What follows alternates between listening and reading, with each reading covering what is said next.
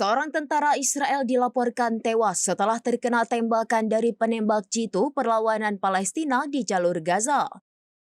Insiden ini terjadi di wilayah Khan Younis, selatan Gaza dan terekam dalam sebuah video yang beredar luas di media sosial.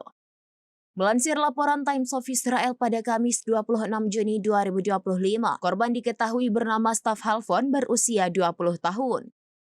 Ia merupakan seorang sersan dari Batalion Rekayasa Tempur ke-603.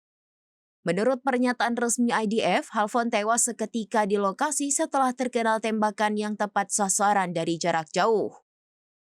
Kejadian ini menambah daftar korban tewas dari pihak militer Israel dalam operasi darat yang masih berlangsung di Gaza. IDF menyebut insiden tersebut sebagai hari yang sangat berat dan mengkonfirmasi bahwa penyelidikan masih terus dilakukan. Hingga kini, kelompok perlawanan Palestina belum mengeluarkan pernyataan resmi terkait insiden tersebut.